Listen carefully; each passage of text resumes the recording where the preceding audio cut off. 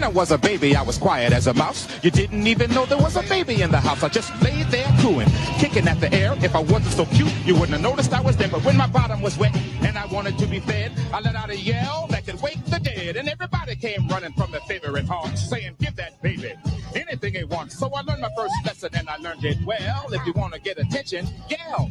I say sound off if your life is in traction. Sound off if you want to get a break. Sound off for a piece of the action. Sound off to get a piece of the cake. One day daddy brought home a baby pup. The thing would bark at midnight and we couldn't shut him up.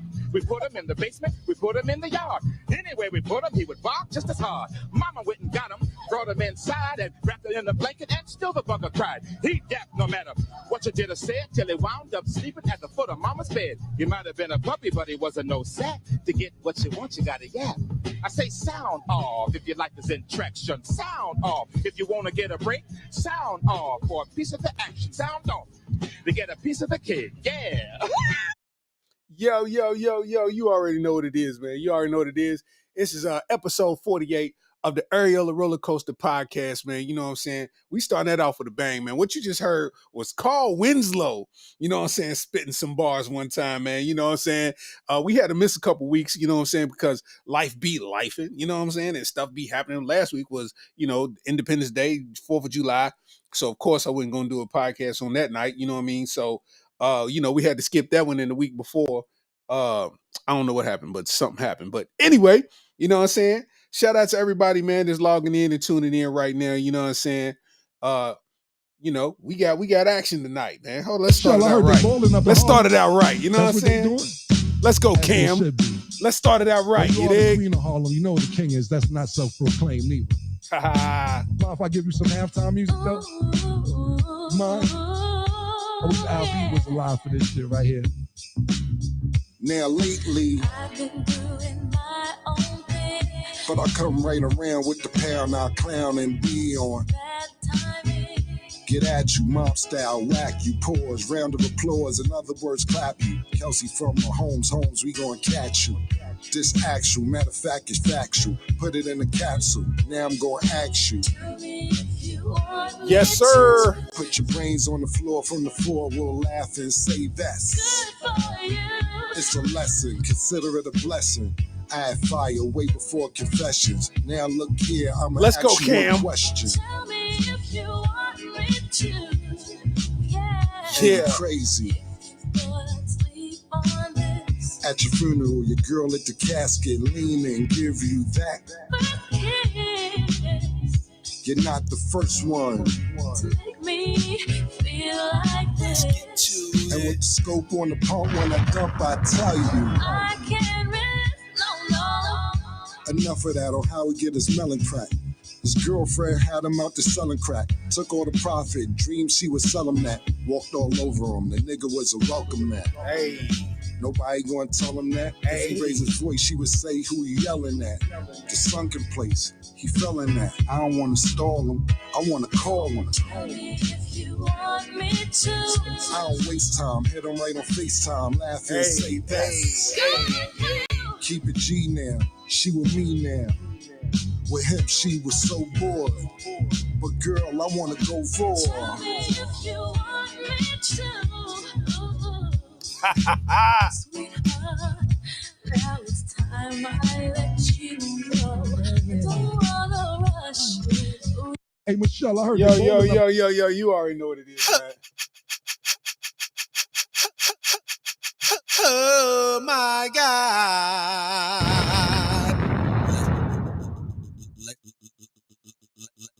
Let's get to it. People always ask me what my pronouns are. My pronouns are let, me, she, them, titties.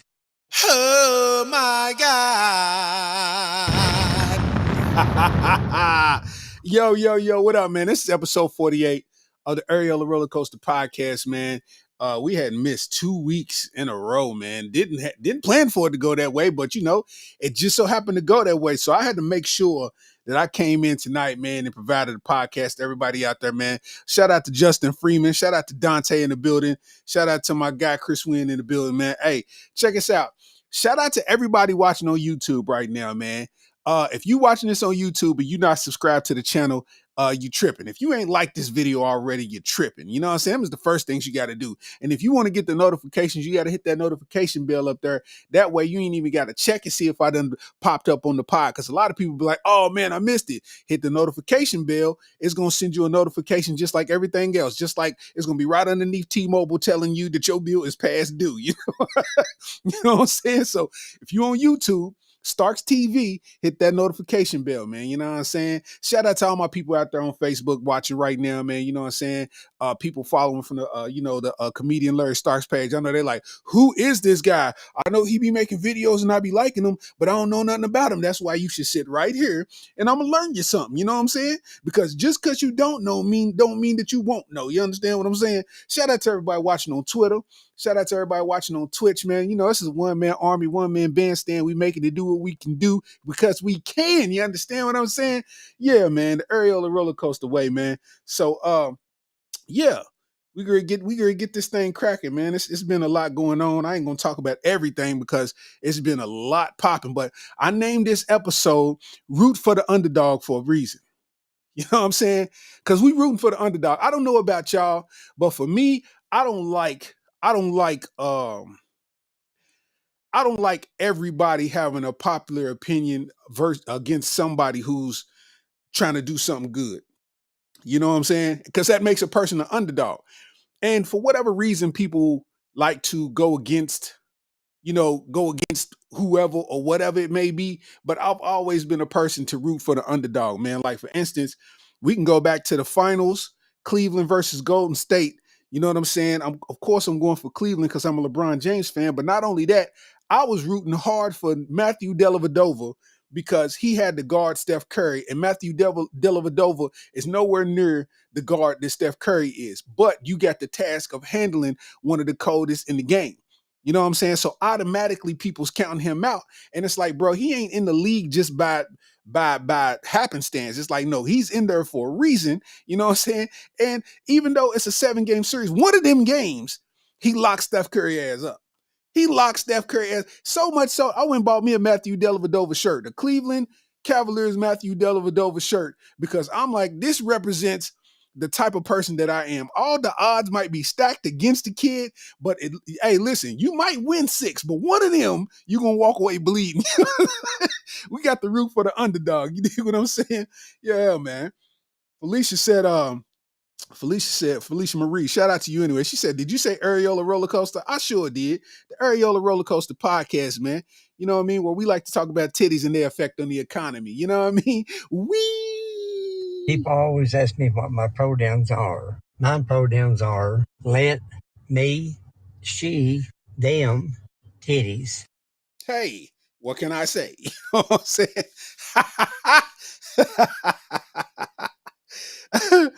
I don't know what's going on with my chat tonight, man. I gotta fix that. I don't know why the chat ain't showing up on the screen, but you know, it is what it is, man. You know, they be changing stuff up, updating the software that I use, and I don't know what happened. But it is what it is. We'll make it work. You know what I'm saying? We've been through worse in the game. But yeah.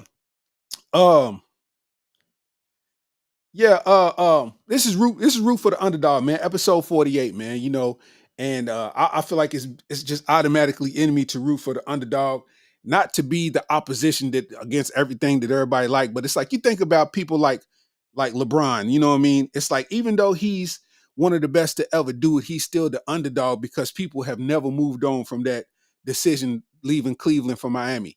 Even though he came back to Cleveland and bought Cleveland the championship, it's like people found the reason to everything that he does, they use it against him. You know what I'm saying? And all the way so to where now we got Bronny James coming into the league. You know what I'm saying? And now everybody needs a new excuse, a new reason. They claiming nepotism, all this kind of stuff. But when nepotism exists in other facets and industries, nobody has anything to say. Look at the Cowboys organization. Jerry Jones has his kids in high-ranking positions in that Cowboys organization, as he should. If you're a man that's a father and you're not putting your child in the best position to win, I don't think you fathering right. That's just me, though. You know what I'm saying? I'm rooting for the underdog. It's nothing in me that would want to see that kid fail. The kid is 19 years old. It wouldn't do nothing for me. Meanwhile, it is grown men in their 40s and late 30s that are rejoicing that this man is scoring single digits in the game. I told you he wasn't that good. I told you he wasn't that good. Well, how many points did you score in college? I didn't go to college. I thought so. So what are we even talking about? This ain't about me though. This ain't about me. You know how people try to switch it up. And it's just like, you really got to take a deep dive into people's psyche, because at this age, we now know and we can kind of determine when people have experienced trauma. You know what I'm saying? Because what people do is they project. So if they can't find a way or figure out life, they try to project it upon you. You know what I'm saying? So every day you got something negative to say about everything good that's going on. What about Bronny James is not good? I'm talking about I'm talking about inspirationally. I'm talking about just as a black man in the United States of America. Like, what is he doing wrong, and why does that rub you? Well, you didn't give no other. He didn't give his other athletes that could have had the opportunity and could have had the chance, bro. I am a fan of the University of Kentucky basketball. It is, I can count at least 15 people who went to the NBA after the first year and they shouldn't have. And they ended up doing layups in Istanbul. Like, you know what I'm saying? Them dudes flamed out so fast because everybody thought this was the time and they needed the opportunity. But look, if you like it, I love it. So wherever you going, I'm rooting. I'm glad to see you there. You know what I mean? And it's like you got other cats that didn't score high amounts of points in college, and nobody had things to say about them. And they underdogs as well, but you just want this particular person because it's like, I feel like when people are remotely a threat, everybody takes issue with it. People know that Bronny James don't have to play basketball. He's rich. He's good forever. Like, we know this much. You know what I'm saying? Like, we know this much. We know that Bronny James is good forever. So the money really ain't the deciding factor. But at the same time, why wouldn't you want to see somebody win? He just ain't good enough. He scored 4 points. So you keep forgetting the fact that this man is brave enough to even take off running after his heart stopped, bro. Like, we talking about a year ago, his heart stopped. I turned my ankle and don't even want to walk for 3 days. What are we talking about? I'm rooting for the underdog. That's just me. For me personally, as a man, if you my age and you hating on people that age, you a hater. That's just the way I see it. There's no way around it, bro. And it's my opinion. So it ain't nothing nobody can do to change my mind. I just feel like you, just like nobody can change your mind. You a hater. Because why are you putting energy towards something that's gonna bear no fruit in your life? Whether it's true or not or whatever, it's like it bears no fruit in your life. So what? What if Bronny scores 30 points a game? You're still gonna find a reason. I don't like the way he wear his socks. They too high for the NBA. What? What? We gonna find a reason to hate on something. You see what I'm saying? They gonna find a reason to hate on something. Every single time. I'm rooting for the underdog. That's why I feel like right now, and I'm getting back to Bronny James, I feel like right now it's super duper corny how people like to dogpile when they see somebody basically on the ground. You see somebody on the ground and a bunch of people's kicking them, you want to go in there and kick too. I'm against that.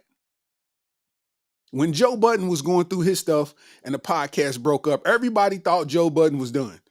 Everybody always has something to say about Joe Budden. Joe Budden did this and Joe Budden did that. And Joe Budden and no, he was doing this. And you don't have a clue about what's going on besides what you're seeing on the internet.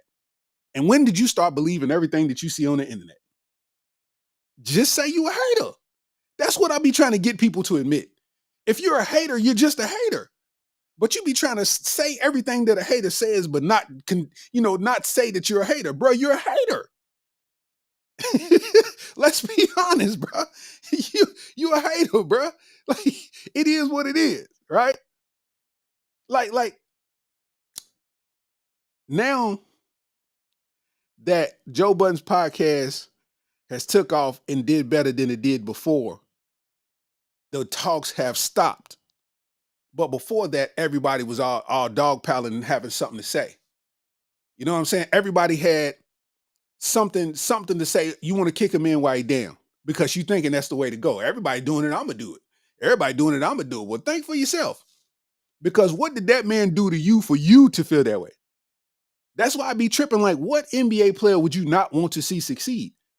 That's why you can never tell me that Jordan, Kobe, and LeBron ain't the coldest.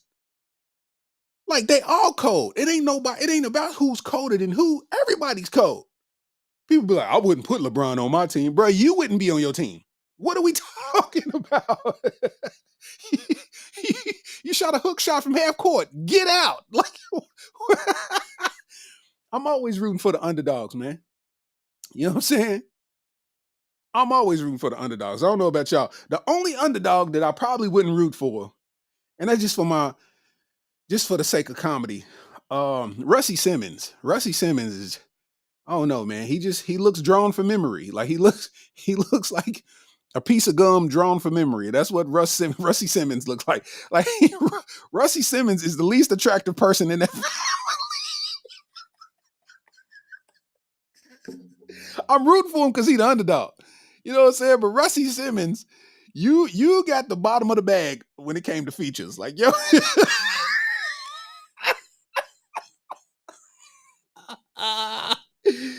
Hey, man. He looked like one of them men in Black Dogs that was born wrong. You know what I'm saying? Like, come on, man. He came out feet first, man. Russie Simmons came out hip first.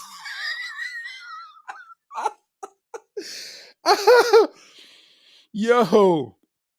Oh my gosh, man. They trying to cook me in the comments. Slam Newton says Starks TV got a beard look like it stink. Come on, man. Let's not do this. Let's not do this.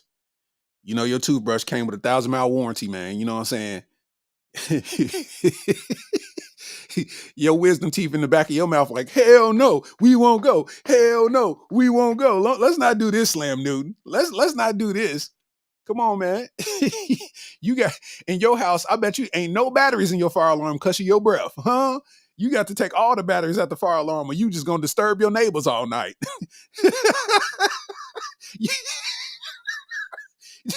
Just you breathing alone is going to be a disturbance. He got to wear a Bane mask with a HEPA filter on it. Come on, man. Let's not do this. Let's not do this, man. You know what I'm saying? They think you trying to take over Gotham City. You're like, no, my breath stink. Like, my wisdom teeth, they won't go. Like, Jordan Clemens said, I'm the same. I root for the underdog every time. I live for a comeback story. I'm on that, man. Like, for me personally, right? Like, when it comes to Bronny James, right? It ain't like I'm just in here ultra rooting for him because it's LeBron James' son. It's the fact that it makes me root for him harder, knowing that everybody wants him to fail. And the thing about it, all the people who want him to fail are failures. I'm not even capping, bro. Like, I'm not even like, if you really sit back and take a look at everybody who's saying this and you just look at their page or if you know them personally, it's like, yeah, bro, you projecting because your life ain't panned out. Because one thing that I've known, one thing that I've seen is people who got something going on don't have time to hate on the next man. What Fabulous say? Hating hoes ain't happy. And happy hoes ain't hating. You better fix your situation. You know what I'm saying? Hating hoes ain't happy, man. And happy hoes ain't hating. Not calling nobody no hoe, but that's just the bars that was in the song. You know what I'm saying? Whoa, whoa, whoa. You know what I'm talking about?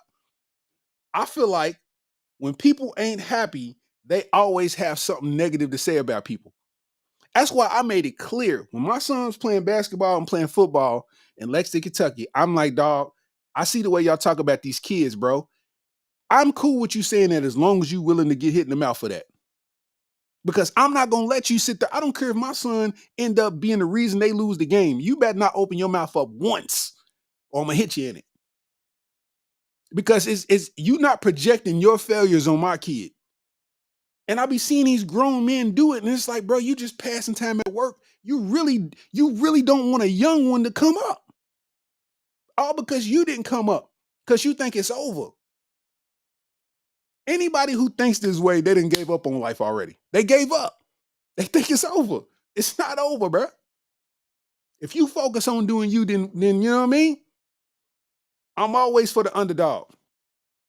For instance, right now, the white girl, Hawk Tour, she's thinking about getting into stand-up because now she's built an audience that want to come see her live in person and are willing to pay. And if anybody knows anything about comedy clubs or the comedy game, it ain't about how funny you are. It's about how many butts you can put in the seats. Any real comedian can attest that. It ain't about how funny you are. It's about how many butts you can put in the seat.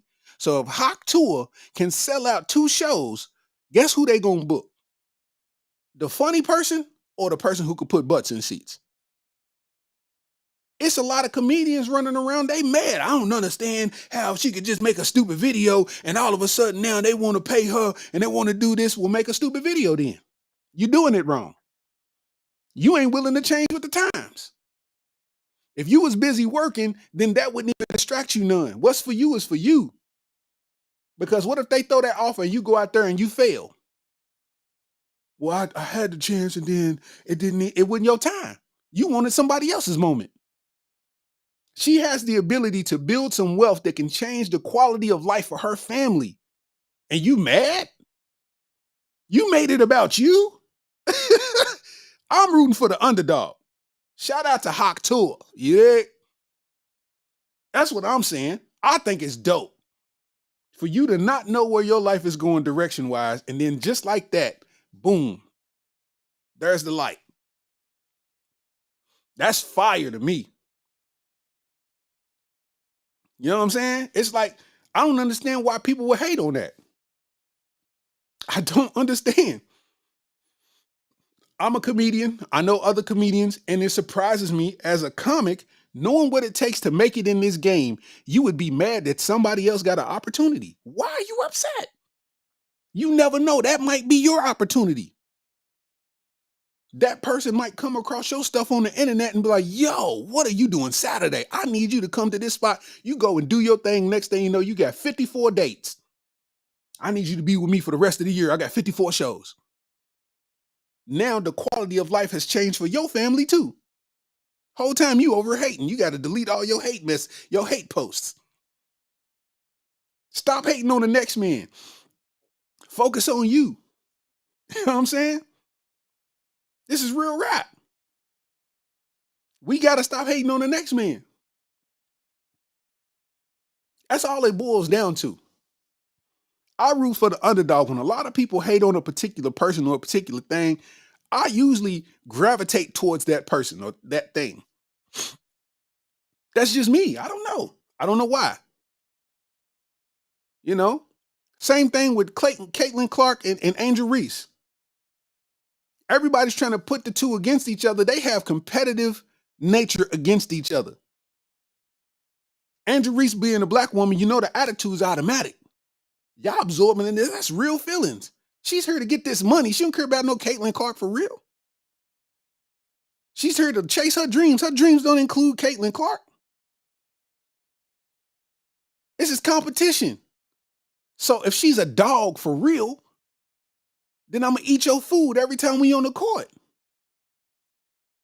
The thing is, y'all like making it a black and white thing.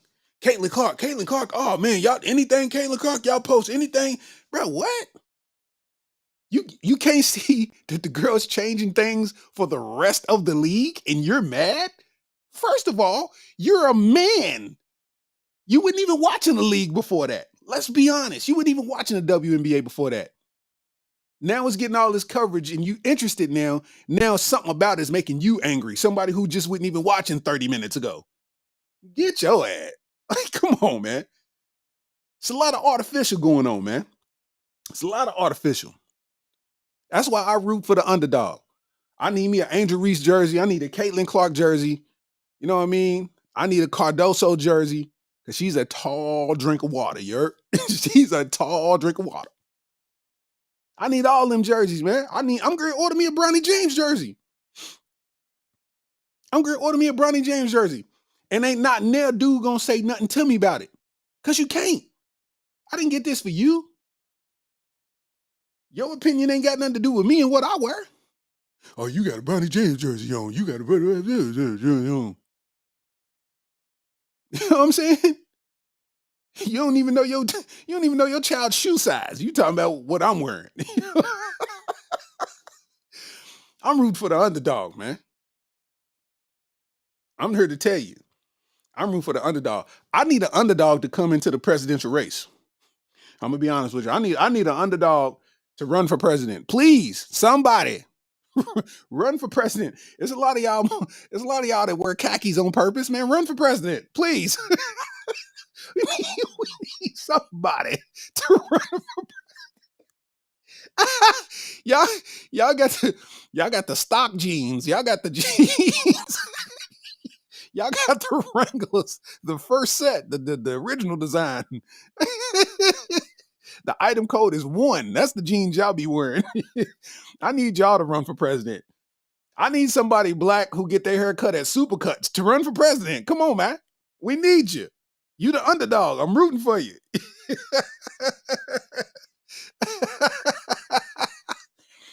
Come on, man. I'm rooting for you. It's funny why every time I do the podcast, I start getting text messages and inboxes that ain't got nothing to do with the podcast. And then after I tell people I was doing the podcast, oh yeah, that's right. Come on, man. I'm the underdog. I'm the underdog, man. Come on, man. Let's be honest, man. I'm the underdog. Like I feel like I'm in that ring. Like I'm the underdog, fam. You know what I'm saying? I know this underdog feeling, bro. I know the feeling. You know what I'm saying? Doing comedy, bro. I've walked in establishments, man, and they're like, "Are you the comedian?" I'm like, "Yeah, okay, Mr. Funny Man." And it's like kind of condescending the way they say it. Like, "Oh, you don't believe? Oh, well, let me go out here and show you." And then I get off stage and they tone change. You know what I'm saying? I think a lot of men. I think a lot of people just need to admit that they hate us. You know what I'm saying? A lot of people need to admit that they hate us. I know a girl on Facebook. She randomly disses LeBron James at least twice a week and claims she's not a fan. So much so that I don't even know who she's a fan of. She disses LeBron so much, I don't know who she's a fan of. Like, that's the thing that happens with most of these hating. Y'all haters. Bro, you talk about who you don't like more than who you are a fan of. Let's talk about who you're a fan of. You ever heard somebody give their top 5 of something and somebody chimes in like, what? No so-and-so? Like, bro, this is not your top 5. This is that person's top 5. Their top 5 has no credence on yours. So why are you working hard to convince them to think different? Think like me, please. I'm rooting for the underdog. I don't know about y'all. I'm rooting for the underdog. I ain't got time for it. Mm-mm. We need help. I think the country, man, the country, we need help. I'm not even gonna hold you. I think we in trouble. I ain't gonna lie to you, cuz I think we in trouble, man. Because we watched the debate in this 2 weeks that I've been gone. We watched the debate between Donald Trump and Joe Biden. And one thing that we do know, you know, one thing that we do know is that they both are old as shit. We know this. We know they old. We got to do real math. I'm gonna look it up right now. Right now. Donald Trump age. The man is 78 years old. Joe Biden is 81 years old. 78 and 81 years old. While I hope that they have fruitful, long lives, bro, we know they got less than 20 years left.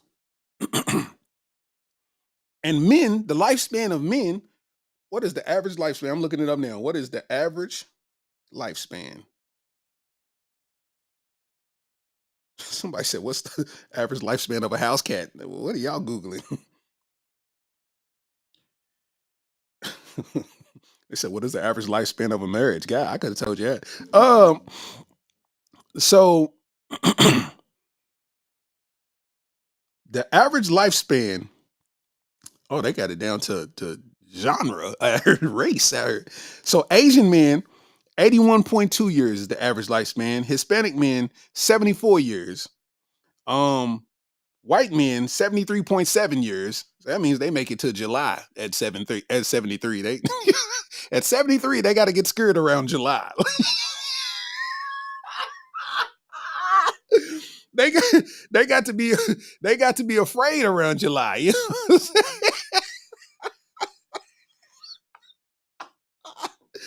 Yeah, man. So white men, 73.7 years is the life expectancy. Black men, 66.7 is the life expectancy. We got to stop barbecuing. We 66. Why we got the lowest amount out of all the races? Well, wait, no. American Indian, Alaskan Native men, 61.5 years. Yeah, y'all got to quit eating tree bark. And but black men, 66.7. Wait a minute. That's kind of true though. People don't be making it past their 50s and 60s like that, man. Black men, you know what I'm saying? But to my point, you know what I'm saying? Donald Trump, 78 years old. Joe Biden, 81 years old. And the average lifespan is 73 years old. So they're past the average of lifespan. Joe Biden is 7 years past, 8 years past. So think about this. Both y'all got 15 minutes left to live, and y'all talking about trying to run for the next 4 years. Bro, you already have a presidential funeral, both of y'all. I don't know what y'all doing at this point. Joe Biden is so old now that his body is deteriorating, and so is his mind. This is facts. That's how bad Donald Trump was. We like, man, anybody get in that spot just to get this man out of office. You know what I'm saying? You know, I give Donald Trump his props in the fact that he was entertaining as a president. He was very entertaining. But to know that these are options is horrible. Because either way it goes is gonna be terrible. Either way it go. Kamala Harris, I don't know where she been at pantsuit. Where are you at dressed like you extra and living single? Get your ass. Kamala Harris in that pantsuit. Get your ass out of here, man. What are you doing? Like, listen, that's the most inactive vice president that I've ever seen. She just pop up when it's appearances and things to show for. You know what I'm saying? I don't know, man. We need somebody. We need somebody to come in this mix and save us. Because you know what I'm saying? Kurt Machiavelli said, shout out to my boy Joey Truax in the building, man. Kurt Machiavelli said, why do we elect extra old heads to run our government? Because they the only ones that dedicate their life to that boring. Listen, man, being in the government has to be the top one boring job in the world. Like when you go to the government building in your city or town, ain't that not the most boring building at like the walls, the whole thing? Like this is where y'all want to be at every day for 30 years, 40 years? Like y'all retirement plans is trash. Like y'all don't do like, bro, y'all be in the government, y'all work there forever. Like, bro, what? I gotta wear slacks every day? Ain't no sweatpants day in the government? Like, what? Like, you know what I'm saying? This is real though. This is real. Like, we do always like, I think Obama was pretty young. Obama's hair was still dark. He got out of the White House, his hair was white. That show you the level of stress.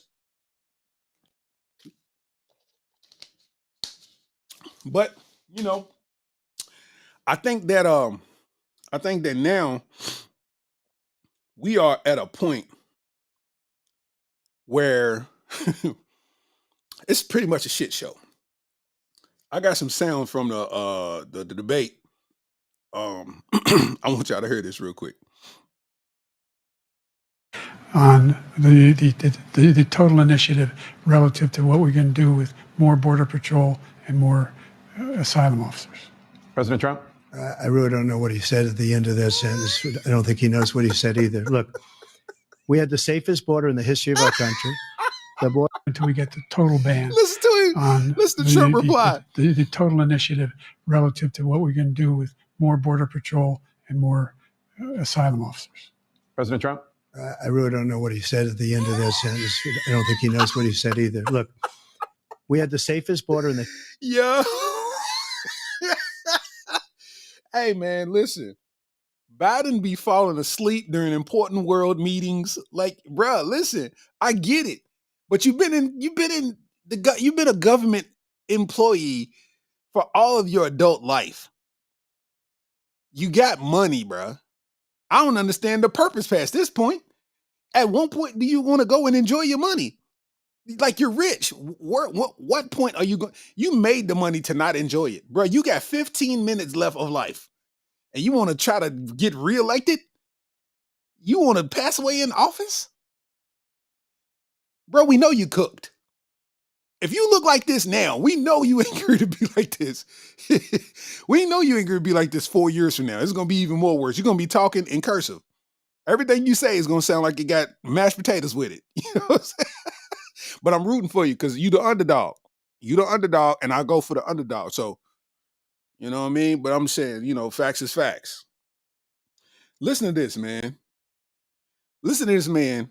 This is just the other day. He introduces the wrong person. Listen to him. Over to the president of Ukraine, who has as much courage as he has determination. Ladies and gentlemen, President Putin. President Putin. He's going to beat President Putin. President Zelensky. I'm so focused on beating Putin, we got to worry about it. Anyway, President. Anyway, bro, you are a president of the free world. What do you mean, anyway? I bet his PR team sitting there drinking Patron like, oh my God, he's killing us. What is going on, bro?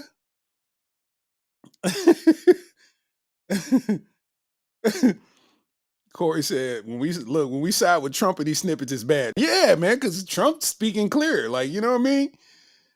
Bruh, 78. He's 78 and Biden is 81. Bruh, y'all are stupendously old.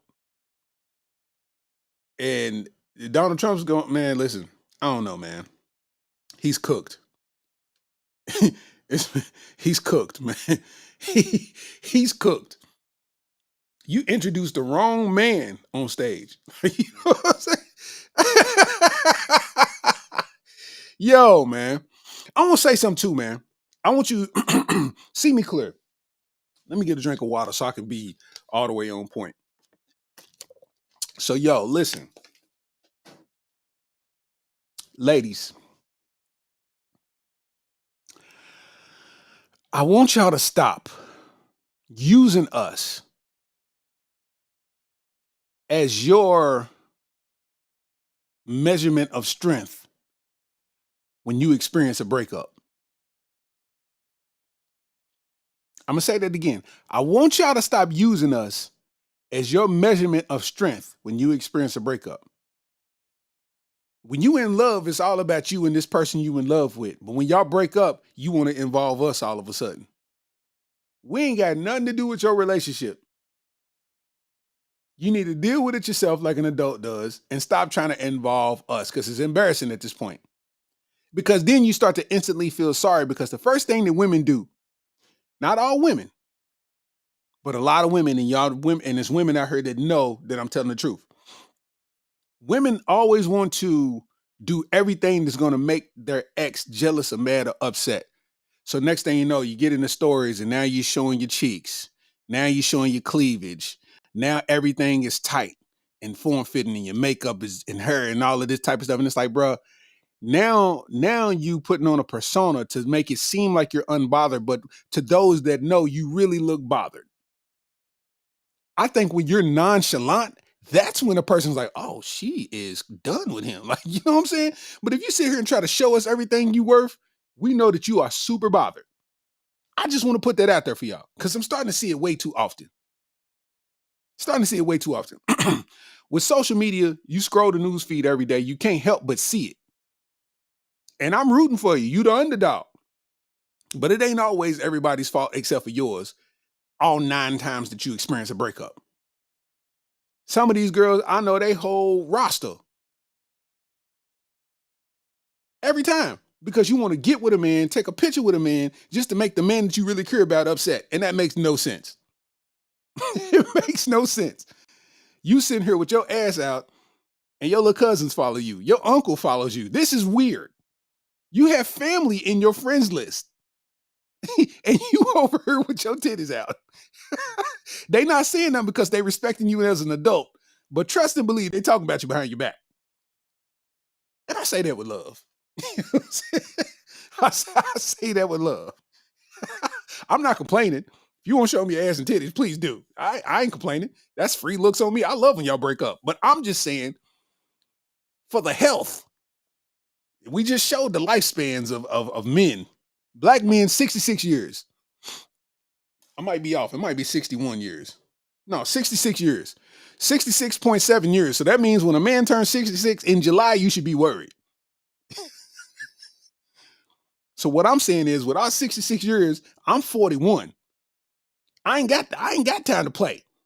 I ain't got time to play. So what I'm saying is, you ain't got time to play either, so don't play. If you experience a break up in private. Everybody that's co-signing you just wants you to join them or whatever conquest that they on. Your friend might be for the streets. Ooh, come be for the streets with me. Now we for the streets as a team. Like, you know what I mean? That don't make much sense. I'm just saying. Brandon White said, sometimes you got to pop out and show Areola.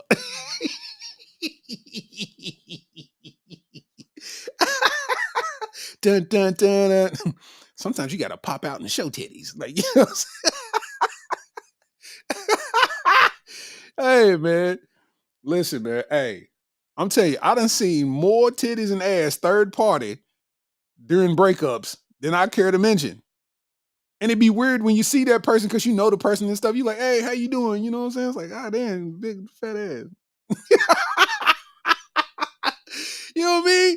And I'm like, I know if I see it, then your mom is on this page. Like your granny's on this page. Your children's friends follow you on Instagram. And you in a bathing suit, cheeks 70% out. What? What? Your son's teammates follow you. Hey, man. I'm just saying. But let me stop before somebody try to make it seem like I'm on some. I ain't hating. I'm just stating the fact. I'm saying that with love. I'm looking out for y'all. If you want somebody to see him, man, just put it in your close friends or something. That's what close friends are for. Everybody you want to see it. Now you got a specific audience. You know what I mean? Shout out to those people who got close friends on Instagram and they don't put nothing freaky in it. Get your ass. Yeah, close friends, you over barbecuing because you a Muslim. You trying to hide the fact that you eat pork. Come on, man. You and your close friends, you and your close friends, cashing bad checks. Like,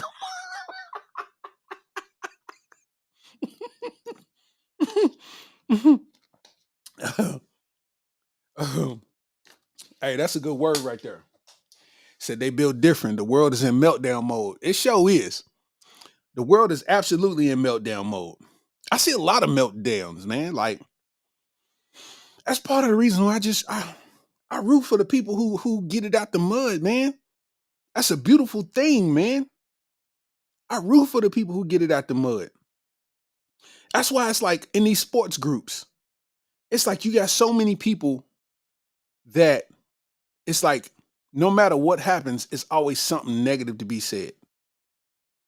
No matter what happens, you talking about LeBron has lost this many finals. Jordan has won this many MVPs. And it's like, bro, it's 6:45 in the morning. What's wrong with you, bro? Like, what's going on in your home to where this is your focus at 6:45 a.m.? You don't know Jordan or LeBron. Never met him. You ain't even been to an NBA game. But this is what you... Man, you said it, man. The world is in meltdown mode. The world is absolutely in meltdown mode. I knew the world was in meltdown mode, and it was confirmed when I saw the video. And I'm chuckling because it is hilarious, but it's also scary sad because this is where we at with it. This is where we've came to in life. I know by now everybody's heard the story about or seen the video where the girl is she's crying in the dollar store because a dude came up and nutted on her leg.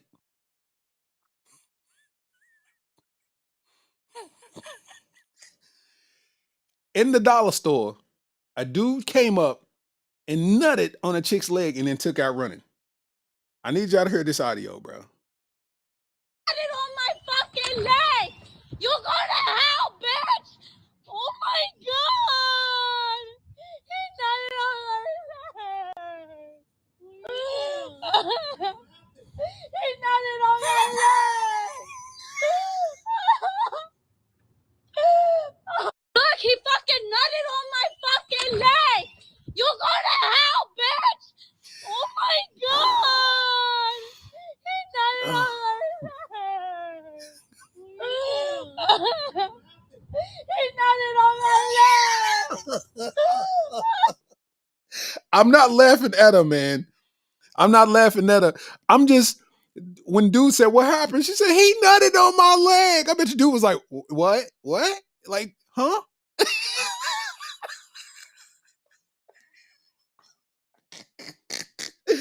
Hey, it's a lot to break down. It's a lot to break down, man. It's a lot to break down. It's people in line in the store. It's people in line, bro. And she's like, you nutted on my leg. And dude is sprinting for the door and he takes off running in the parking lot. He walks up for real. He gets up out of there. First of all, how are you able to run with such speed fresh off a nut?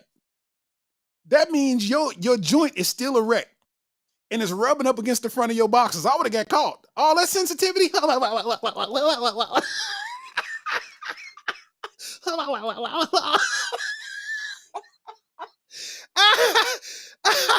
have been curled up in the parking lot. Like, what is going on in the world?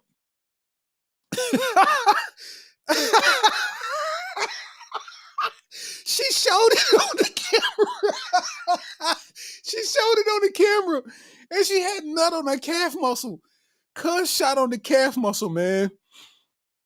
But listen, he pulled it out and shot it on her calf muscle, man. I BS you not, man. I'ma actually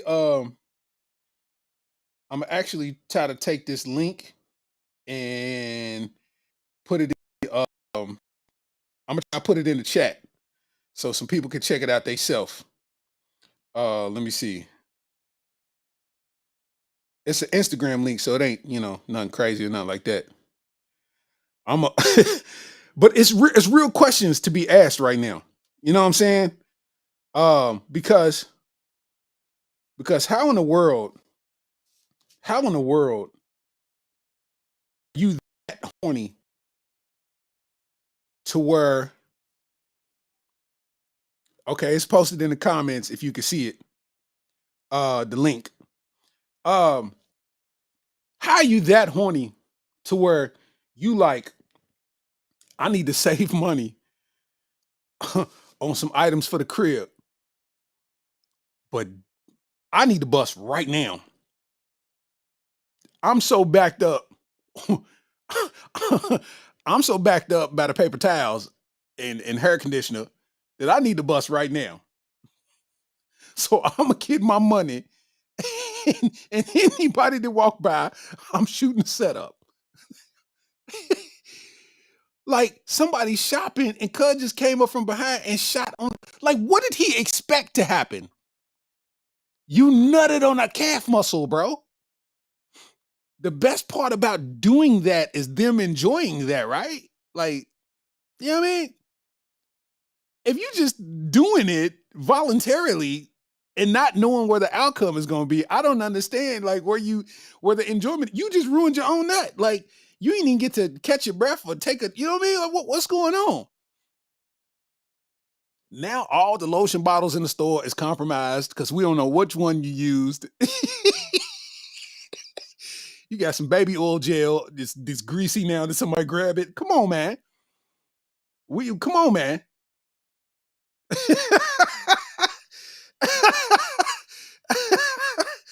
I'm being honest, man. Yeah. I'm being honest, man.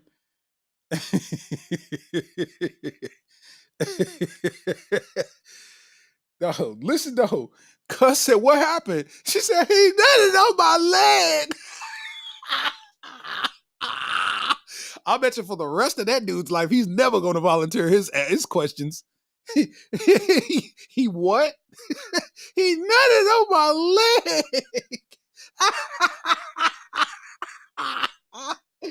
Yo, bro, what? Your leg. You go to hell, bitch. Oh my god. He nutted on my leg. He nutted on my leg. Hey, man. Hey, dog, that's wild. Shawty said, freaky ass nigga, you 69 God.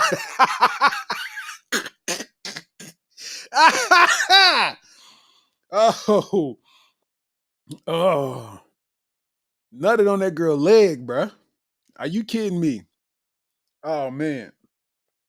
Like, you got to understand, bruh, the changes that happen to your body when you bust, bro. Like the changes that happen to your body to be able to go into a full sprint, juke through a store, go and then break in the pot. Bro, walked her. He got up out of there. Got up out of there.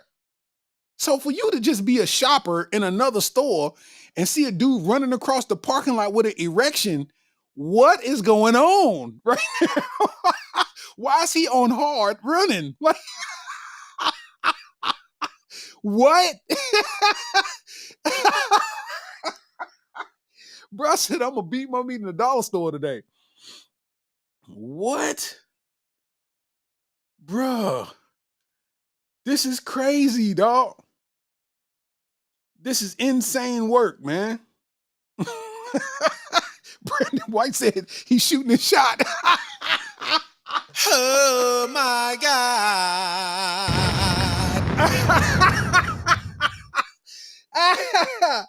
Oh, no, man. He said he's shooting his shot, bro. I hate y'all. Corey said he spun the block. Hey, man. When I tell you, you said it, Corey, man. We in a we in a time and space that's just everything's weird, man. It's definitely a meltdown mode that we in right now, man. Marisha said the horror. Nah, facts. Cause I know even though she wiped it off, it was still warm right there on her leg. Like dog. Yo. Hey, wherever he went, he took a nap afterwards. I'll tell you that much. Wherever he ran to, as soon as his heart rate went down, he took a nap. I'm gonna tell you that right now. Bro went to bed. Yo. Hey, that's deep. That is deep in the game, bro. He nutted on that girl leg, man. To have the thought process to be like, this is what I'm gonna do. This is what I'm gonna do. Like, for all that, you should have stole what you came to buy. You already ran out the store. You're going to jail. You might as well have stole what you came to buy. You should have had a handful of items. You done contaminated all the lotion bottles. We don't know. You've been over here touching stuff with dick hands. Like, you done put dick hand prints on everything. Bro, we don't want to touch nothing in here. The whole store got to be under quarantine. Oh, man. Oh, man. Nothing run. Nothing run. He nothing run. Nothing run. He nothing run. He nothing run. Nothing run. He nothing run. He nothing run. Nothing run. He nothing run. He nothing run. What's into you? Nothing in a Dollar General on a calf muscle. That's a bad brother. How you running?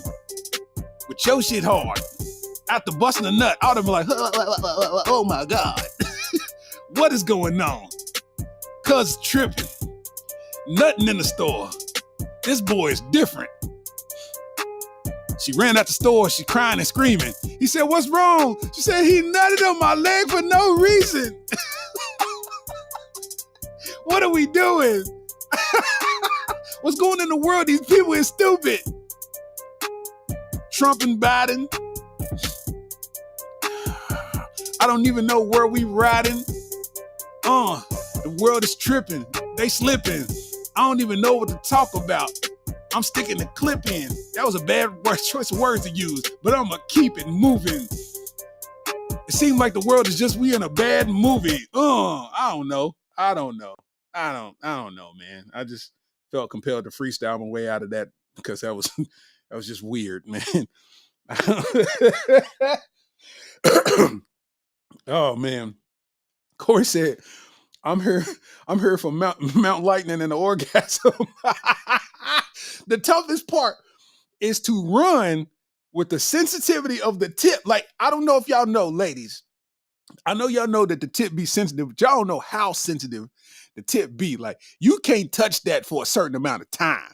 So for you to still be, you dig, out there and it be rubbing against that cotton, oh my God, what? Bruh, my knees would have quit working.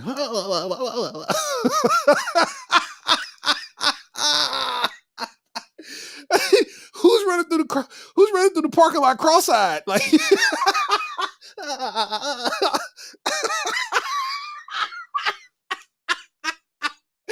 yo, whoa, man. Yo, that is. Justin Freeman said, I know a calf was sticky. Yo, hey, you know what's deep? Is that they still charged her for the wipes she used to get that off. Like, if the dollar store charged her for them wipes, like, y'all bottom line is business, huh? Y'all don't care about nothing. Y'all don't care about nothing. Oh my gosh, bro. Wow.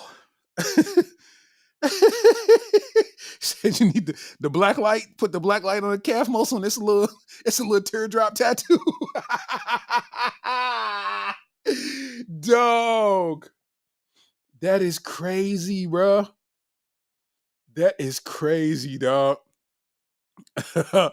Rob Jordan, what up, though? Corey said, Larry, why ain't you streaming on IG too? Because the aspect ratio is different. You can only stream in one aspect ratio. And if I do it on Instagram, it'd be like my eye, and that's it. Like, or I could stream in the Instagram, the slim ratio, but it'd be slim on everywhere else too. You know what I'm saying? So it's either one or the other. So I just chose not to do, Instagram until I found another way that's better,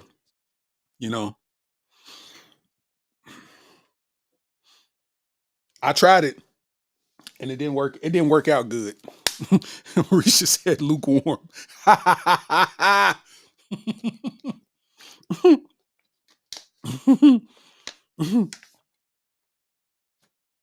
That is wild.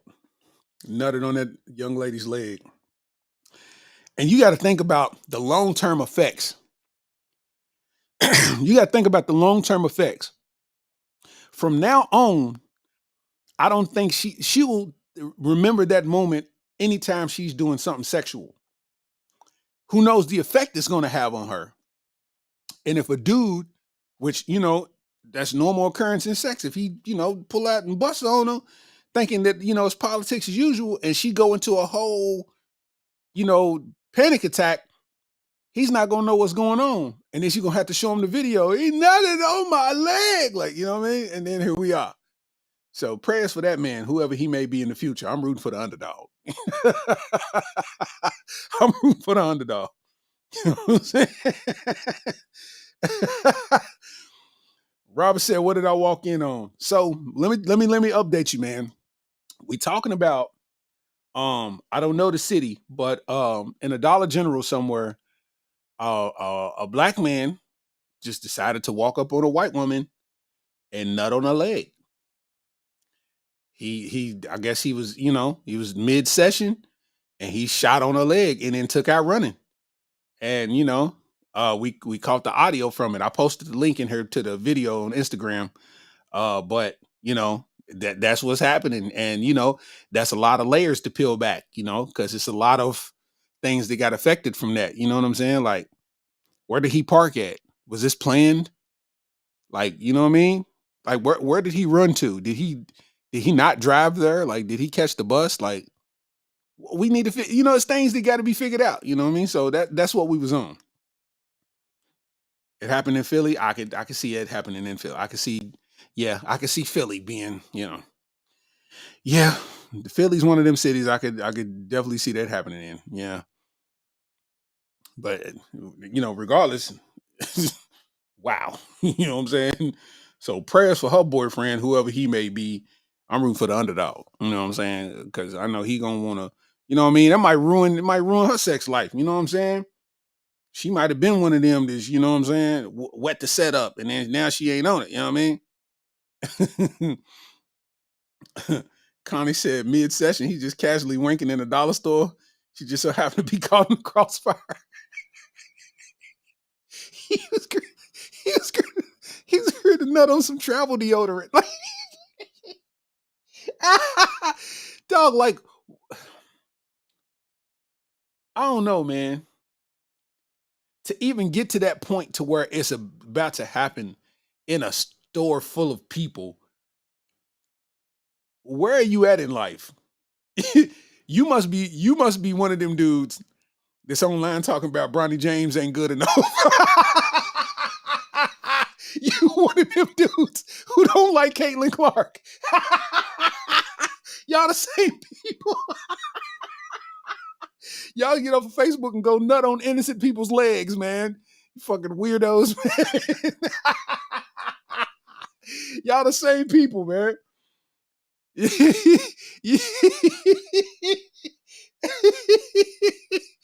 Hey, man. Yo. the focus and determination this guy had. The trajectory. Bro, love was backed up. Ha! Ha! Ha! Hey, yo. Bro. Hey, man. Yo. The trajectory and hey, bro.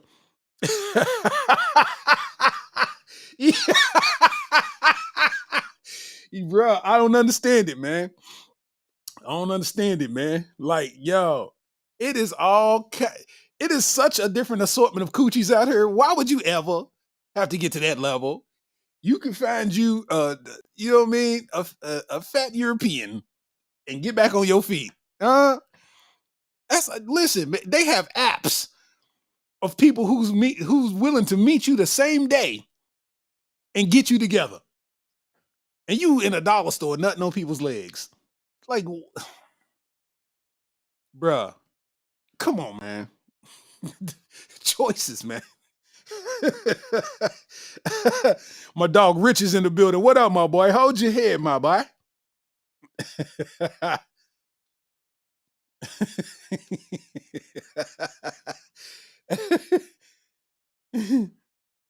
You're gonna have to register as more as a sex offender, more than a sex offender if he get caught. I mean, of course, that's a sexual offense. Like what? Bruh, tripping. If y'all watch that video, you see Cuz, he broke. He got up through. You did? Bruh got up through. He did not play with him. Well, he played with it, like, but not them. So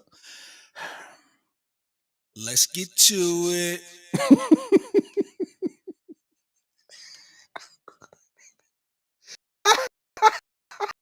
Corey said, "Sniper gang."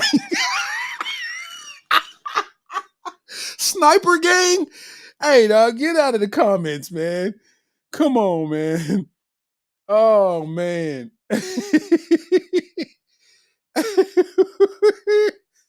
Yo.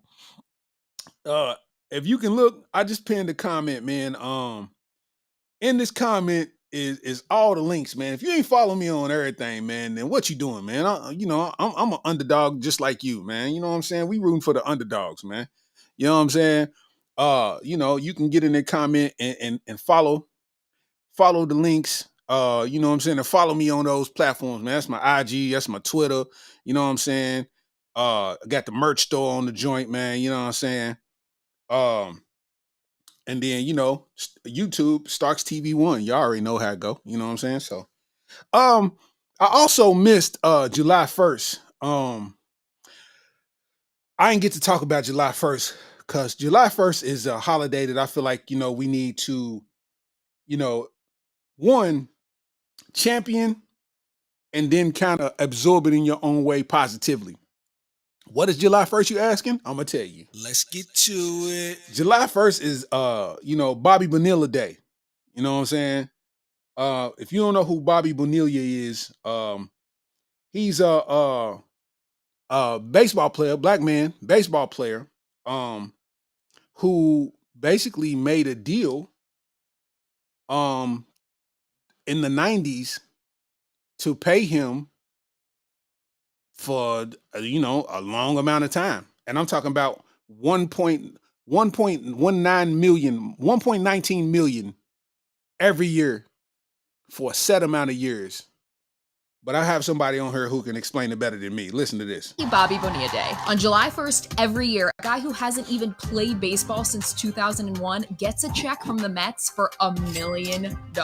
Here's why. Bobby Bonilla was an outfielder for the Mets when in 1999 they decided to release him, but still owed him $5.9 million on his contract. However, the Mets wanted that money for other things, so they offered him a deal to defer payment, but with 8% interest. That ended up meaning he gets a check for $1,193,248.20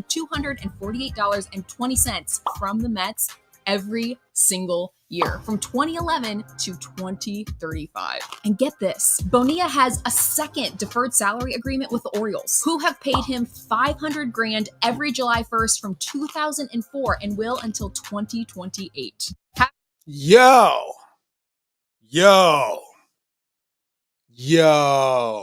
Every July 1st, he know he got $1 million coming no matter what.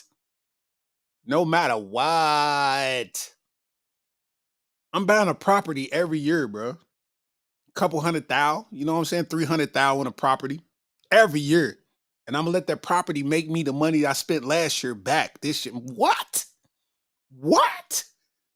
Shout out to, that just goes to show you that if you surround yourself with the right people, if you have the right people in your corner,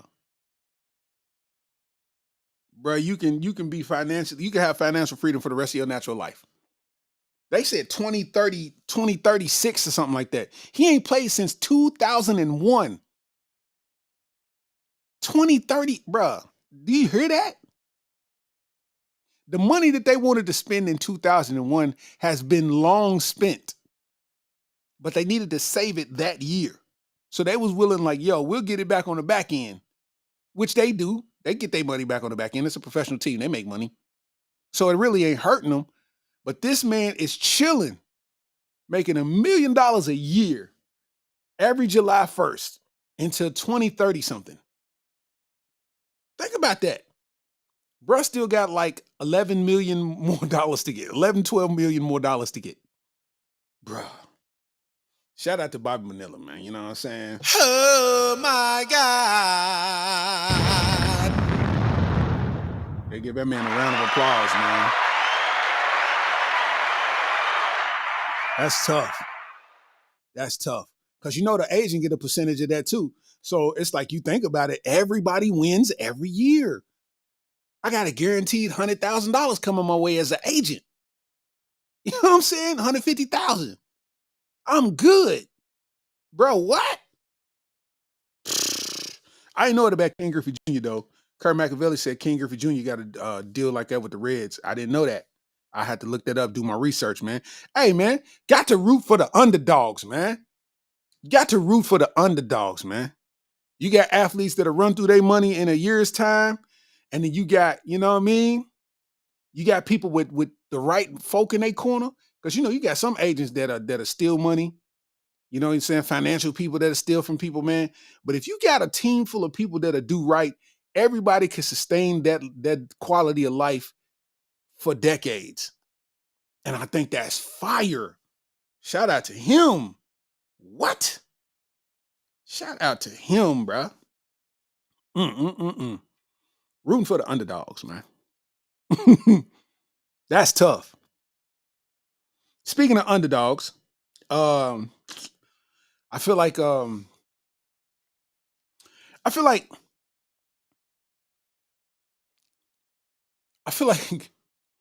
no matter what people do, criticism is going to be there, right? I think what people have gotten mixed up is they think that since they've logged into an app, that automatically gives them the right to say what they want to who they want. And if that person says something back, that's where the problem starts. And I think people in the world got it wrong. To each his own. But to me, like my page, Comedian Larry Stark's page, I could go on this page right now and go through some of these comments, and you'll see the most nonsensical stuff said. But what I do, and people that know me know what I do, is I make light of the situation by roasting them, outwitting them in the comments. You know what I'm saying? Anything like that, because one thing you don't get to do is take out your dark moments on me, because I'm not responsible for your dark moments. What I'm doing is really trying to bring light to the day. You know what I'm saying? I'm out here to make people laugh. Like, people be taking roast like I'm really trying to get off on somebody. It's like, nah, I want that person to laugh too. Like, if you really look at what I say, I don't say nothing that's out of bounds disrespectful. You know what I'm saying? I don't say nothing that's out of bounds disrespectful. That's a roast. Like, I'd roast my cousin. Like, I'd roast my mother. Like, I'd roast my son. You know what I'm saying? I don't say nothing that's in a disrespectful light. So when people get in there and they either take it serious knowing it's a joke or this, that, I don't go for none of that. I clean them up right then and there. Right then and there. You know what I'm saying?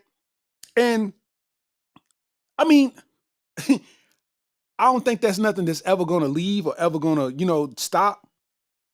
But I think at some point you got to learn to, what is it? Tune out the noise by doing better than you was before. And I'm getting to a point, and the point is that I personally think that a lot of people think that Drake is finished because of this Kendrick Lamar thing. A lot of people think that Drake is finished. And I personally think that that's the worst mistake that they can make. Because all he has to do is make good music. He don't have to do no antics. He don't have to do none of that. All he has to do is make good music. Let's state a couple facts.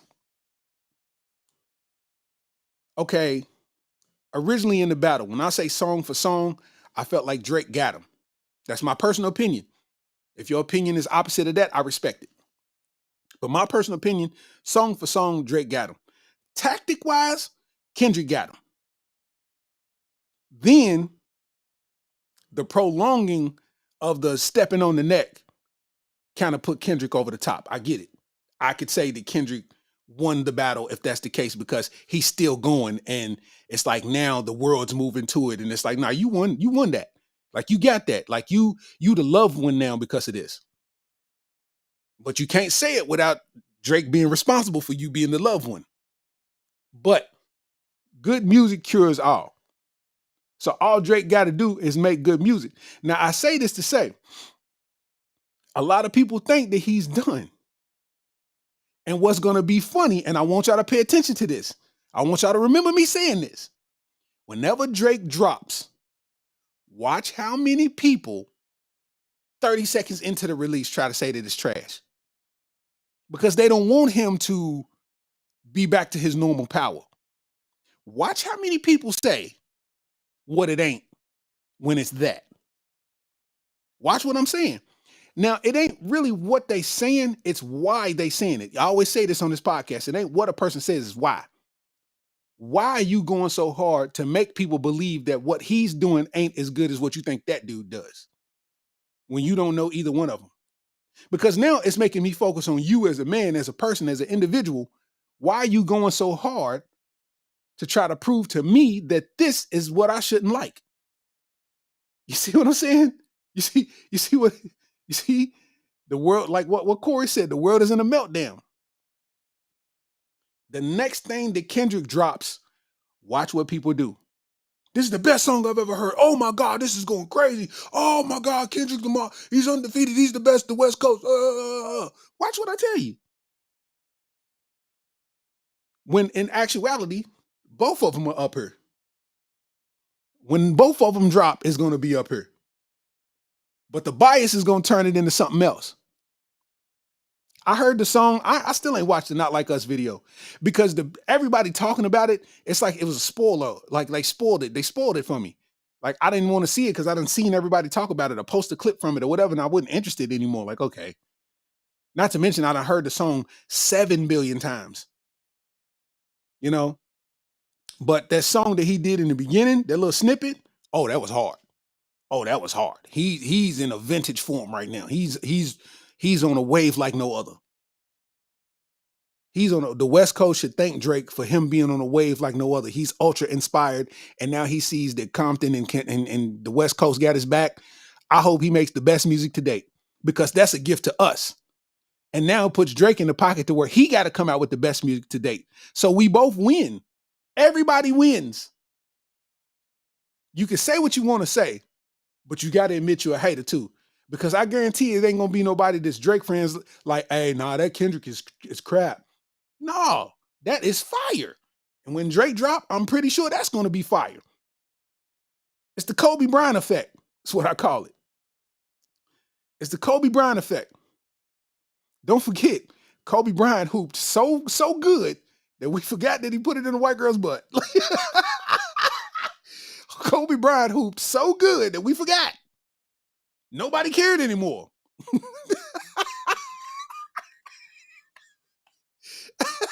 People do anal every day, B. Like, you know what I'm saying? Yeah, the Kobe effect. Kobe hooped so good that nobody cared. Let's be honest. Let's be honest. Ray Lewis balled so hard and got so many tackles that we forget he beat a murder. Like, you know what I'm saying? You know what I'm saying? It's the Kobe effect, man. If somebody feels this way about you, then grind hard enough to where it's going to outshine any accusations that they had on you in the past. You know what I'm saying?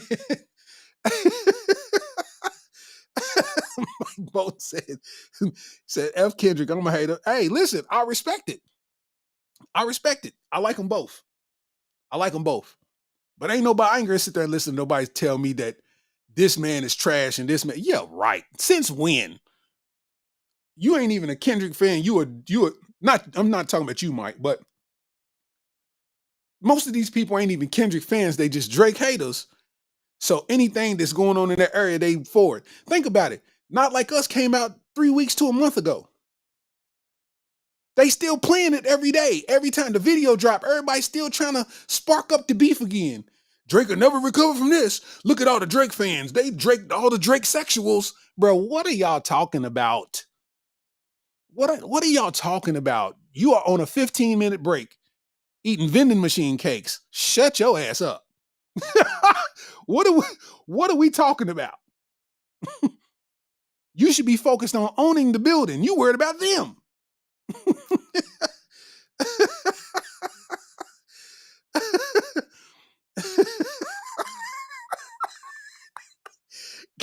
Goose said Kobe was getting Dookie love out in Montana, then dropped 81. Come on, man. Come on. He had post-night clarity that game. Hey, wrist felt crispy. You know what I'm saying? Smack up. Hey, for real, man. Come on, man. It's the Kobe effect. Kobe hooped so well that we forgot that he put it in a white girl butt. This is facts, man. So when it comes to Kendrick and Drake, the Kendrick fans will soon show who's really down for Kendrick. Because when the music gets weird again, and it will, because he's an artistic guy. When the music gets weird again, let's see who's bumping it. Because they sure wasn't bumping the one joint with the brown album cover. They wasn't bumping that. A lot of these people don't know the words to Rigor Mortis by Kendrick Lamar. Look it up. They don't know about Rigor Mortis on Section 80. They don't know about that because they wasn't listening to Kendrick then. Swimming pools was when they found out about Kendrick Lamar. Pool full of liquor, I'ma dive in it. Poetic Justice with Janet Jackson. That's when they found out about Kendrick Lamar. You was late by then. That's what I'm saying. So what I'm saying is, people's looking at pictures of Drake at the Michael Rubin party. The battle starting to wear on him. That battle aged him.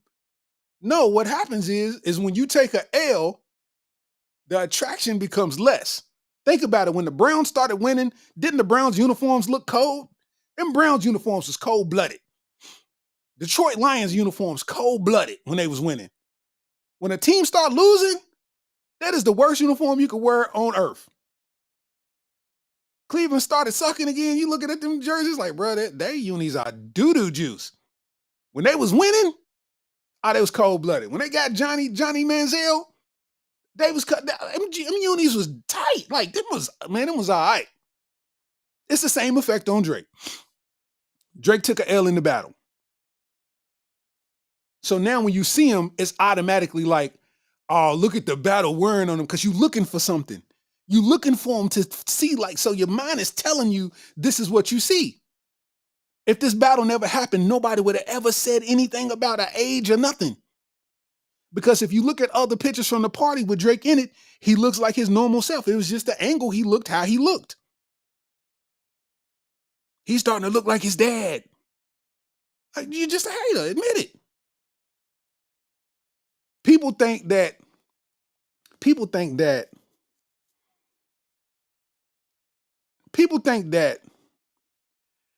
hating on other folks is going to do them justice. When in reality, it ain't doing nothing. In reality, it ain't doing nothing but holding you back from what's going to make you great.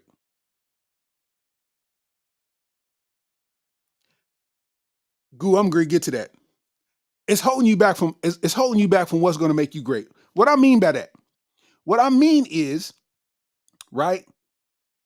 If you spend so much time trying to find the holes in somebody's game or the mishaps in what they do when they rap or when they battle, when you're trying to find everything negative about everybody, how can you find the time to focus on yourself to make whatever you good at great?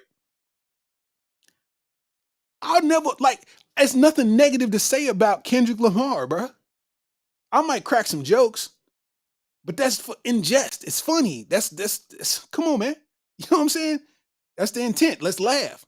Some of these people are saying this and they serious with it. That's why so many people that are Kendrick Lamar fans, quote unquote, They started leading with insults because they didn't have the knowledge base to have a conversation based on fact. So they started leading with insults. That's why so many people, you glazing, you this and you that. Somebody said it to me on Twitter. You glazing. I had to stop him right there. First of all, who you talking to? I'm a grown man. Don't ever tell me I'm glazing anything. Oh, now you won't get sensitive when something. No, bro, because you know what glazing insinuates. And you saying I'm doing that. You don't know me, partner. And I would never say that to you because that's disrespectful to you as a man. See what I'm saying? So in a nutshell, I feel like everybody that's haters, I think if you channel some of that energy into what it is that you good at, you could fuck around and prosper out here. And like I said earlier in the podcast, I'm not calling you a hoe, but these are the words of Fabulous. Hating hoes ain't happy, and happy hoes ain't hating. Better fix your situation. Whoa. You know what I'm saying? This is facts. Hating hoes ain't happy, and happy hoes ain't hating. Anybody that's getting to it ain't got time to talk about the next man. Not in no derogatory way. And that's all I see people doing. That's all I see people doing. There's dudes with mad Jordan memes in their phone. Why? Anti-LeBron memes in their phone. Why? Anytime somebody says something that's not in the light of, I didn't enjoy this song from Kendrick, somebody jumps in and tells them that they tripping. How are you going to tell them that they tripping because they don't think like you? This ain't about you. The same way you said your opinion and nobody challenged you on it. Why are you going around on the internet challenging everybody's opinion? Y'all tripping. I don't know what y'all own. Bro, focus on you. That's why you at where you at in life. You're too busy worried about what everybody else is thinking about, something that ain't got nothing to do with you.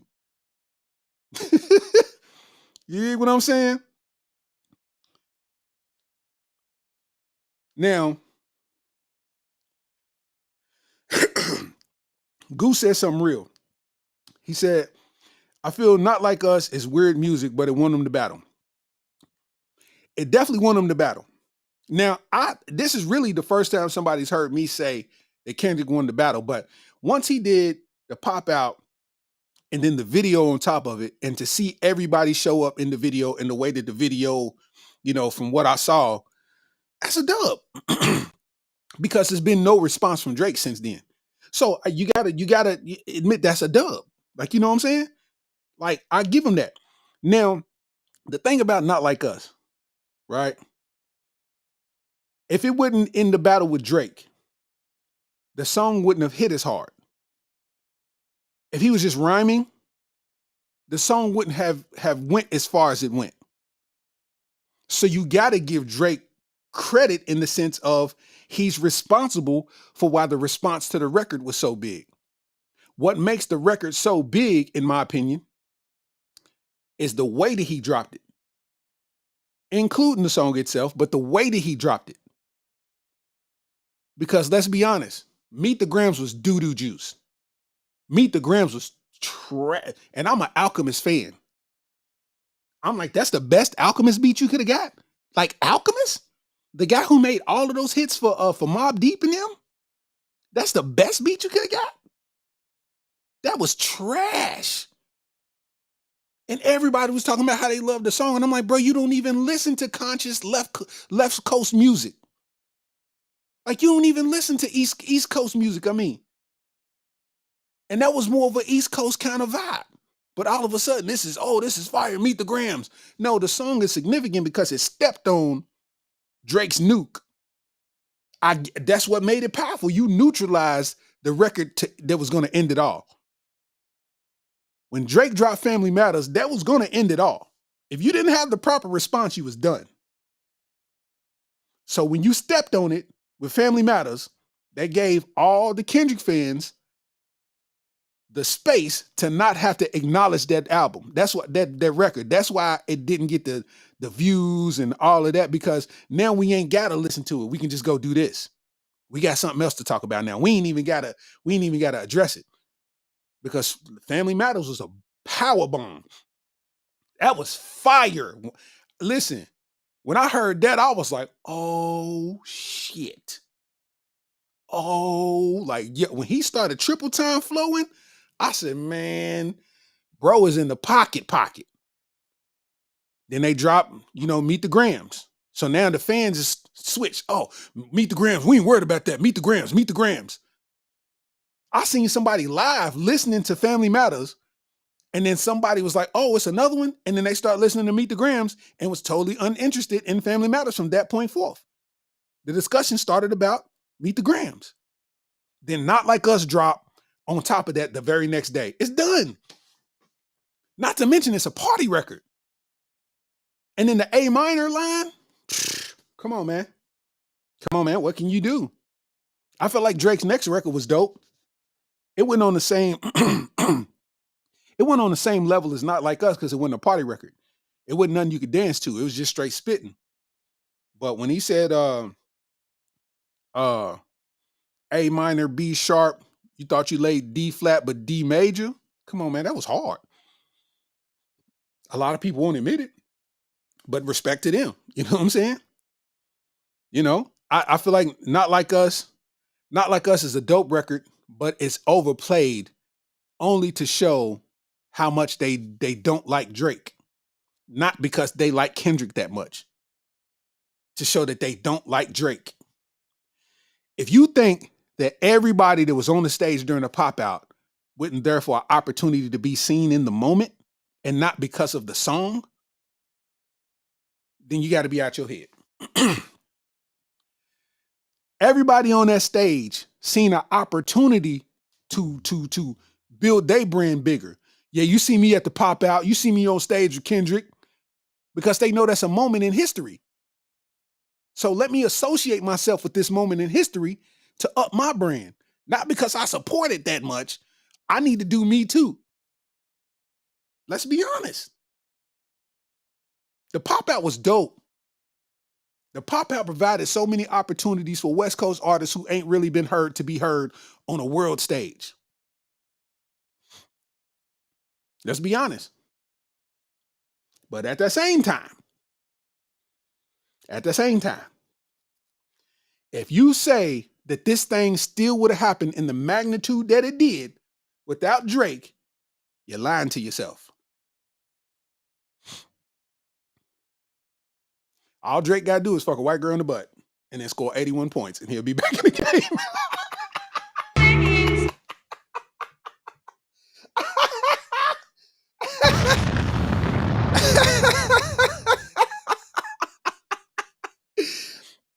I'm just saying. I'm rooting for the underdog, man. I'm rooting for the underdog, man. That's all I'm saying. In every facet, man. Usually when a lot of people count somebody out, I'm rooting, man. Because it's your own personal discourse as to why you are counting somebody out. You like to count somebody out because what you can't do. You putting your own limitations on the next man, and that's why you mad that somebody's excelling further than you or whatever it may be. All my homies, when they do what they do, bro, I'm rooting like it's me. Because that's how it's supposed to be. Even when it ain't my home. Man, Shane Boyd just dropped a shoe with Nike. For all my Lexington folks, do you not understand what we talking about, bro? Shane Boyd just helped drop a shoe with Nike. For those that don't know who Shane Boyd is a Lexington native that, legendary football player, got drafted to the Tennessee Titans, started quarterback for University of Kentucky, played for the Tennessee Titans, ended up being the first to score a touchdown in the Canadian Football League or one of them leagues. He was the first to score a touchdown. Anyway, what I'm saying is, for somebody who I know, like I sent him a text today. I'm like, bro, the release is fire. Like, that is too hard. And it's like, you got to understand that those little things matter. Instead of me sitting here being like, I wish that was me, or that should have been me, or that ain't got nothing to do with me. That got everything to do with him. It's just my job to root him on. I'm rooting for the underdog, bro. Shane Boyd been an underdog his whole life. We going to the same shelter parties, watching people shoot in the air, running to the car, all of that. He had an option. I can go to the major league. They trying to sign me, or I can go to the NFL. I can finish college and go to the NFL. You dig? All of that. Been the underdog. He played behind Jared Lorenzen. You see what I'm saying? Hefty lefty. Always been the underdog. And still made it to the league. I seen my dog on Monday Night Football, got traded to the Steelers. My dog on Monday Night Football in the preseason, I see Ben Roethlisberger cheering on my boy. I'm rooting for the underdog. See what I'm saying? Shout out to my boy. Hey, listen, if y'all ain't checking out Shane Boyd's page, man, check out Shane Boyd. Shane Boyd. Check out his page, man. He just released some Nike, and they fire. Them joints is fire. And these ain't the only ones that he's released. He's got a hand in the designs of a few pair of Nikes. But think about what I'm saying. Bro been right here. And he's in Oregon with Nike. Like, what are we talking about? You know what I'm saying? We got to cheer each other on, man. Ain't no reason to hate. Ain't no reason to sow no discourse. Everybody worried about Arkansas and John Calipari. UK, Mark Pope. What are we going to do? Bro, just be happy. Be happy we got a new rivalry, bro. You think we ain't going to be turned when Arkansas come to Rupp Arena, bro? You know how fast them tickets is going to sell out, bro? Come on, man. I'm rooting for the squad. But I ain't against Calipari. We the underdogs now. You know what I'm saying? This is what folk got to understand, man. I'm rooting for the underdog because I'm an underdog myself. My homies that I do comedy with, we all underdogs. We got what it takes to go on tour and tour across the world and hit every club in the country. We got it. We always tell each other all the time, the hardest part about this grind we've completed already, which is learning how to do stand-up at a high level. We've done it already. Shout out to my bro, Joe Deuce. My bro, Joe Deuce, just had his first weekend at our home comedy club that we both came up in. And he got close to selling out both nights. He did Friday and Saturday. And he got close to selling out both nights for his first weekend as a headliner. His name on the marquee, his face on the poster. You think I'm supposed to be like, I feel like that should be me right there instead of him. No, that's my bro. I showed up Friday. I would have been there Saturday, but I had to show myself. His accomplishment is my accomplishment. We both was in the open mics together 13 years ago. 3 minutes on stage. Now my boy got a weekend. You dig what I'm saying? We rooting for the underdogs. Shout out to my dog Goo McIntyre, man. My dog Goo was in New England. Face on the marquee, man. What are we talking about? I'm rooting like it's me. If I could have got there, I would have showed up just to be in the crowd, my boy. That's what we on. We ain't trying to tear nobody down. If it ain't about bigging up, I don't want to be no part of it. That's why I stay away from gossipy people and gossipy females. Because I don't care what the next person's doing or who got who pregnant and who shot who and who did this. I don't care nothing about none of that. Because none of that is moving in a forward direction. That's going that way. Because you looking back to see what they doing and it ain't got nothing to do with you. Dig what I'm saying? We rooting for the underdogs, man. You know. So, one last underdog that I want to root for is the First of all, I didn't know that USA had an 18U football, like Olympic USA 18U football. Because some news dropped that USA football lost to Japan. And I'm like, what? We lost to Japan in football? Like, what? Like, and then I watched some clips from the game and I seen that they had white defensive backs. I'm like, okay, I get it. That's why we lost. Like, any team that got white DBs on it, like, we getting cooked. Any team that got a white boy backpedaling, we getting cooked. You know that white boys are way more efficient in other positions on the field. Linebacker, you know what I'm saying? Linebacker, lineman, you know what I'm saying? Running back, even quarterback, wide receiver. But a DB, no, sir. Y'all ain't got the ankle integrity to backpedal efficiently. I'm just saying, man. So, I meant to show y'all this too, man. And I've been just talking, and I ain't get a chance. I got caught up on the girl getting her leg nutted on, man. But USA football, man, y'all need some.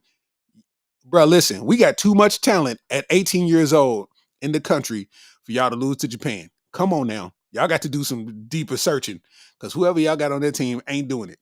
Anyway, before we get out of here, man, I want to let y'all know that I found out that the dude from the Everest commercial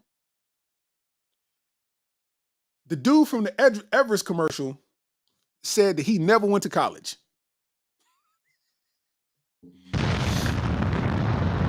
That's right. The dude from the Everest commercial said he never went to college. You know what I'm talking about? I know you sitting there on the couch. You ain't doing nothing with your life. Get up and go do something for yourself. That guy. He was doing that Everest commercial, and he said he never went to college. And I got the video right here, and I want y'all to see it. Check it out. By the name of Adam. Adam had been on the set, the Everest College set. It consisted of a producer, director, and a cameraman. And then they hired out a PA, production assistant. Okay. Adam had been working it for the whole week. So he wasn't someone who attended the college. No. Did you attend the college at all? Hell no. I didn't. No. If I had attended an Everest College, I couldn't have got paid for none of the commercials. Remember, we were at a Embassy Suites on Thomas and 24th Street in Phoenix, Arizona. We get back to where they were staying, and we didn't even have correct lighting. So I'm in this parking lot. That dormitory. You are slowly destroying my childhood. You wasn't even on the campus of Everest. No, I had your whole life in my head. That's like, oh, you was at the college. That was on the campus. So you said you guys didn't even have proper lighting. So what did you light with? They had a car. They turned the car around, put the headlights on. It might have been the brights even. Might have even been the brights. I don't even remember. Yeah. Hey, man. Listen, man. Let me tell y'all something.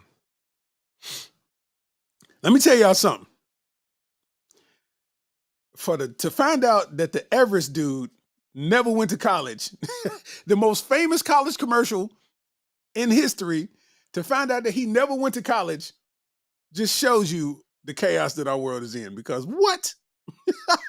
What? Oh my God. But you already know what time it is, man. You already know what time it is, man. You know what I'm saying? You already know, man.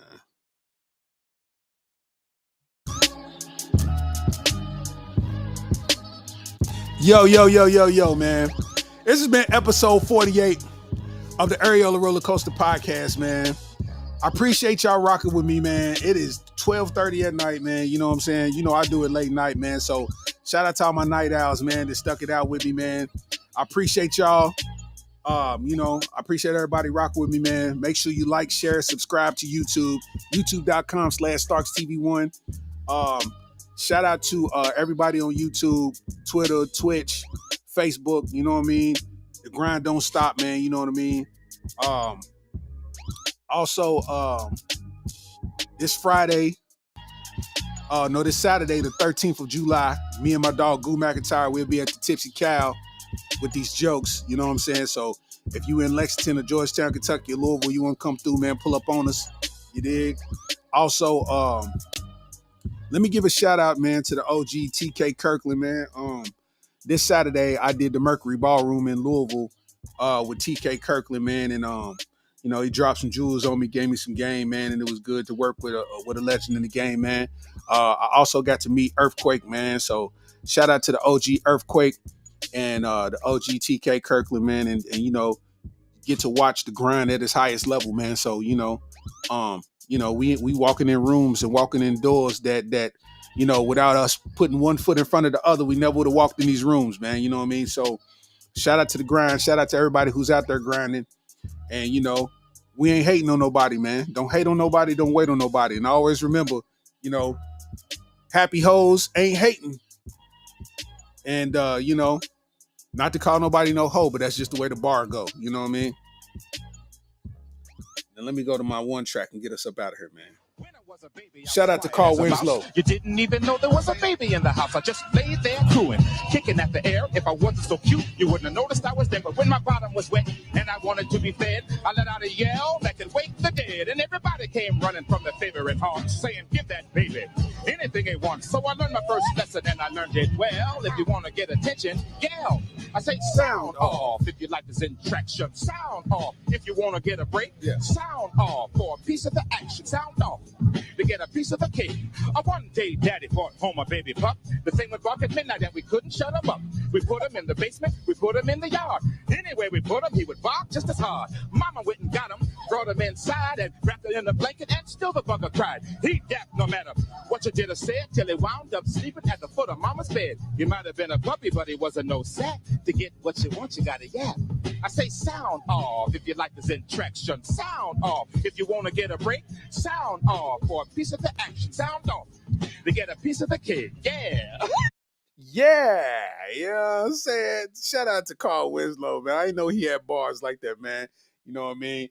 Shout out to everybody, man. You know what I'm saying? This is episode 48 of the Areola Rollercoaster podcast, man. Root for the underdog. Remember what I said, man. Root for the underdog, man, because you never know. The underdog might end up being the top dog. You heard? Oh my God.